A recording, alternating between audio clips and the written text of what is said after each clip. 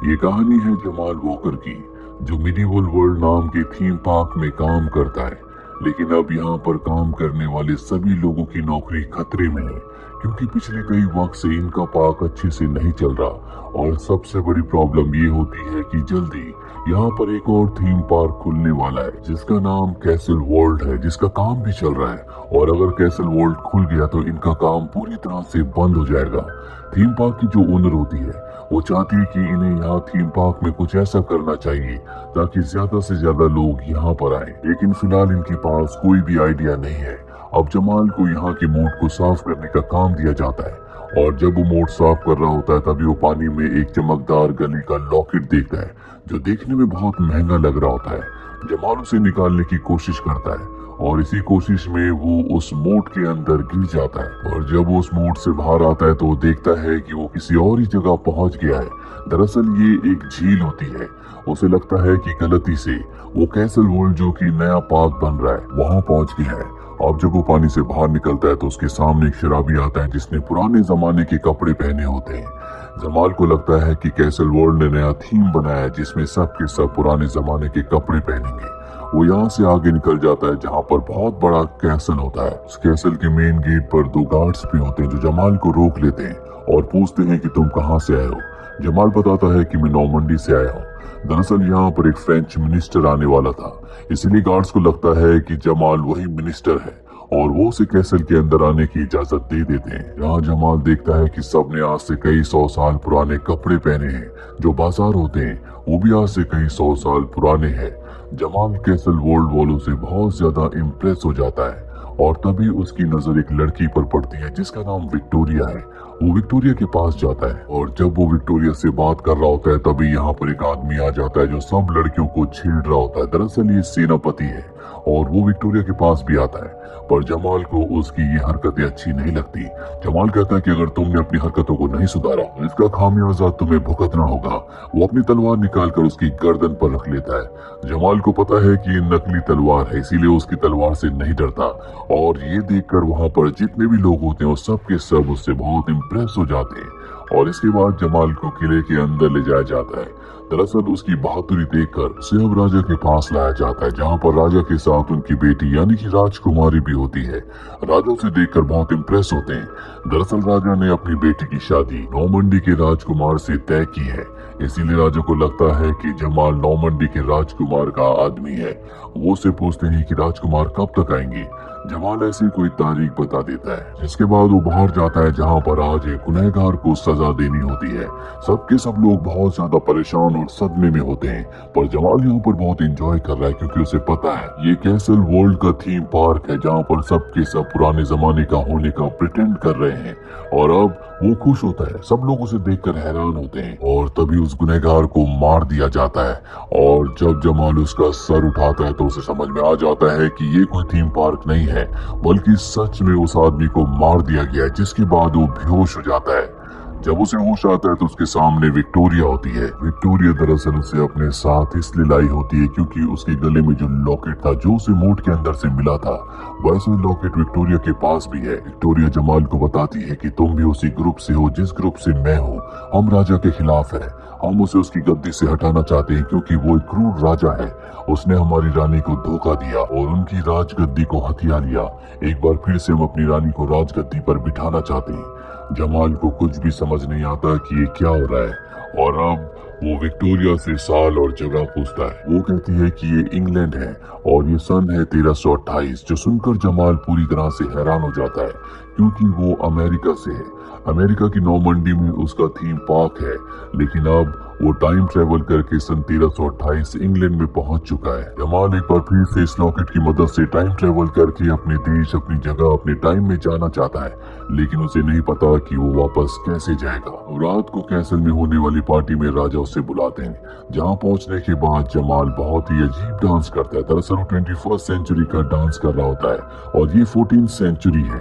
ये देखकर सब उससे बहुत इम्प्रेस हो जाते हैं और उसी की तरह डांस करने लगते हैं। राजकुमारी जमाल से बहुत इम्प्रेस हो जाती है और उसे कोने में ले जाकर अपने गले से लगा लेती है। पर तभी वहाँ पर सेनापति आ जाता है जो जमाल से नफरत करता है और कहता है कि तुमने राजकुमारी को छूने की कोशिश कैसे की।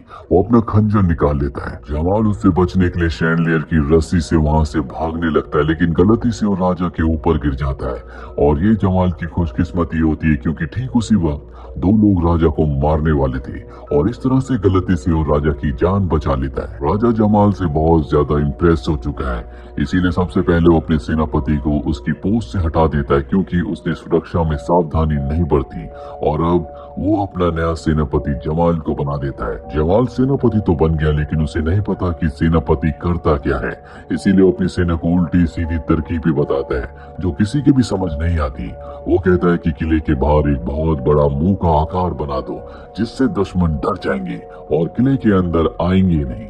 अब अगले दिन जमाल अपने राजा के साथ एक किसान के घर जाता है। किसान के ऊपर इल्जाम होता है कि उसने राजा के खेत से एक शलगम चुराई है। किसान अपना जुर्म कबूल कर लेता है।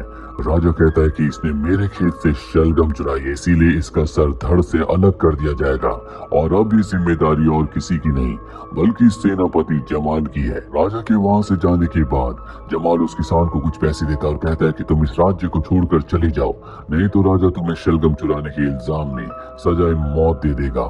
वो किसान वहां से निकल जाता है। जमाल को यहाँ पर कुछ भी समझ नहीं आ रहा होता कि उसे क्या करना है, कैसे करना है। वो बस अपने वक्त में अपने देश वापस जाना चाहता है। रात को उसके पास विक्टोरिया को लाया जाता है। विक्टोरिया को लगता है कि वो उसी की टीम का, उसी के ग्रुप का है, इसीलिए वो उससे कहती है कि हमें प्लान करना होगा, राजा को उसके तख्त से हटाना होगा। जमाल आज की घटना से पहले बहुत डरा हुआ होता है।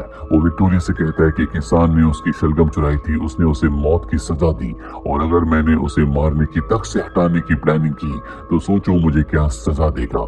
विक्टोरिया उसे कहती है कि तुम बुस्ती लो और वहां से चली जाती है। और कुछ ही देर बाद जब उसके कमरे में अंधेरा होता है तो विक्टोरिया एक बार फिर से वापस आती है। जमाल उसे पहले से पसंद करता था, इसीलिए उसके बहुत करीब आ जाता है और रात को उसी के साथ सो जाता है। अगली सुबह हमें किले के बाहर दिखाया जाता है जहां पर नौमंडी से वो आदमी आ जाता है जिसका सब इंतजार कर रहे थे, जो कि राजकुमार का आदमी है। राजा समझ जाता है कि जमाल ने उसे धोखा दिया है, इसीलिए नौमंडी के उस आदमी के साथ और अपने कुछ खास लोगों के साथ वो जमाल के कमरे में जाता है और देखकर हैरान हो जाता है कि उसके साथ उसी की बेटी यानी कि राजकुमारी सो रही है। दरअसल रात को उसके कमरे में विक्टोरिया नहीं बल्कि राजकुमारी आई थी, जिसके बारे में जमाल को खुद भी कुछ पता नहीं होता। फ्रांस की नौमंडी से आया हुआ वो आदमी जब ये सब कुछ देखता है तो वो कहता है कि हम राजकुमारी का राजकुमार से रिश्ता तोड़ते हैं।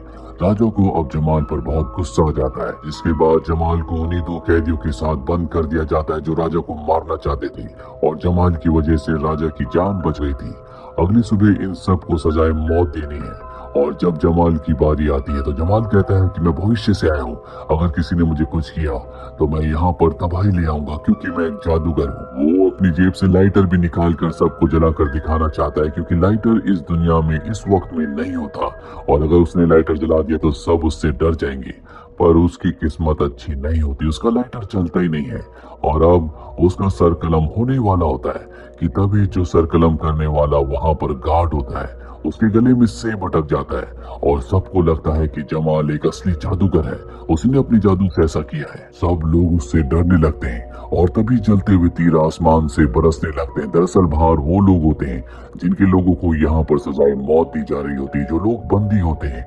ये वही ग्रुप है जिस ग्रुप की विक्टोरिया है और विक्टोरिया भी जमाल को अपना ही ग्रुप का समझती है, इसीलिए वो जमाल और उन दोनों लोगों को जिन्होंने राजा को मारने की साजिश की थी यहाँ से लेकर किले से बाहर निकल जाती है। और अब बाहर आने के बाद जमाल उस आदमी से मिलता है जो झील से निकलने के बाद पहली बार उसे मिला था, जो कि शराबी है। जमाल को पता चलता है कि बहुत बड़ा योद्धा है, पहले रानी का सबसे खास सिपाही यानी कि उसका सेनापति हुआ करता था और जब राजा ने धोखे से रानी की राजगद्दी को हथियाया तो उसने उसके वफादार सेनापति को भी निकाल दिया, जिसके बाद उसने अपने आप को शराब में डुबा लिया। अगले दिन जमाल देखता है कि सेनापति को 3 लोग परेशान कर रहे हैं। वो उनसे लड़ने की कोशिश करता है पर वो जमाल को मारने लगते हैं। सेनापति का खोया हुआ सोया हुआ जमीर जाग उठता है, वो उन तीनों को मारकर वहां से भगा देता है और अब जमाल सेनापति को लेकर उस जगह आता है जहां पर सारे बागी होते हैं। पर ये देखते हैं कि राजा के लोगों ने यहाँ पर तबाही मचा दी होती है, साथ ही विक्टोरिया को पकड़कर ले गए होते हैं। सब के सब हताश हो जाते हैं पर तभी रानी जो इन्हीं के बीच में छुप कर रह रही होती है वो अपना नकाब हटाती है और कहती है कि हमें राजा के अत्याचार को खत्म करना होगा, हम सबको मिलकर लड़ना होगा। और अब इस सब के सब किले के ऊपर हमला करने की तैयारी करना शुरू कर देते हैं। और जल्दी वो दिन आता है जब ये किले के ऊपर हमला करते हैं, ये राजा के सिपाहियों से लड़ते हैं और उनसे जीतना इतना आसान नहीं है। और जब रानी की सेना वीक हो रही होती है तभी घोड़े पर एक ब्लैक नाइट आता है। दरअसल इस जगह एक ब्लैक नाइट की कहानी बहुत मशहूर है जो अपने मुंह से आग निकालता है, उसका कोई भी सामना नहीं कर सकता।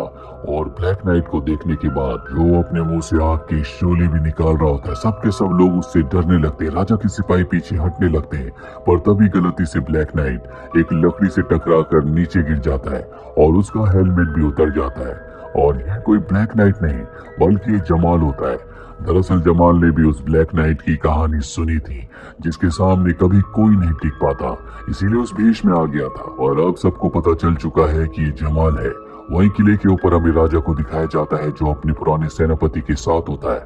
वो उसे ऑर्डर देता है कि तुम जमाल को मार दो, पर सेनापति राजा को ऊपर से नीचे फेंक देता और खुद को राजा घोषित कर देता है। उसके पास विक्टोरिया भी होती है और जब जमाल विक्टोरिया की आवाज सुनता है तो वो उसे बचाने के लिए किले के ऊपर जाता है, जहाँ पर वो सेनापति से लड़ता है। जमाल ने युद्ध की प्रैक्टिस पहले से कर ली थी, इसीलिए सेनापति पर वो पूरी तरह से हावी होकर उसे हरा देता है और साथ ही विक्टोरिया को भी आजाद कर देता है। सेनापति अब भी जिंदा है और इस मौके का फायदा उठाकर वो तलवार उठा लेता है। जमाल उसके सामने है, पर इससे पहले कि वो जमाल को मारता, रानी का जो सेनापति होता है जो नीचे होता है वो उसे नीचे से एक तीर मार देता है और इस तरह से रानी की जीत होती है। उसे अपना किला एक बार फिर से वापस मिल चुका है।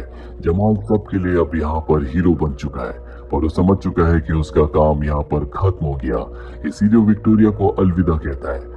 और अगले पल उसकी आंखें खुलती हैं 21st सेंचुरी में, जहाँ पर उसे बताया जाता है कि वो गिरकर बेहोश हो गया था। पर जमाल को पूरा यकीन है कि वो टाइम ट्रेवल करके 14th सेंचुरी में गया था और अब उसे पता है कि उसे अपने थीम पार्क को किस तरह से डिजाइन करना है। दरअसल वो अपने थीम पार्क को उसी तरह से डिजाइन करता है जिस तरह से 14th सेंचुरी में लोग रहा करते थे, जिसके बाद इनका थीम पार्क बहुत ज्यादा चलने लगता है। अब एक दिन इनके थीम पार्क में एक लड़की आती है जिसका नाम निकोल होता है और जब वो जमाल को देखती है तो वो अपने आप ही उसकी तरफ खींची चली जाती है। दरअसल निकोल की शक्ल हूबहू विक्टोरिया की तरह है। जमाल भी निकोल को देखकर बहुत खुश होता है क्योंकि जब वो 14th सेंचुरी में गया था तो उसे विक्टोरिया से प्यार हो गया था और उसे वापस अपने वक्त में आना पड़ा। और इस वक्त में भी उसे निकोल के रूप में विक्टोरिया वापस मिल गई। और इसी के साथ ये फिल्मी कहानी यहीं पर खत्म हो जाती है। उम्मीद करते हैं कि ये कहानी आपको पसंद आई होगी।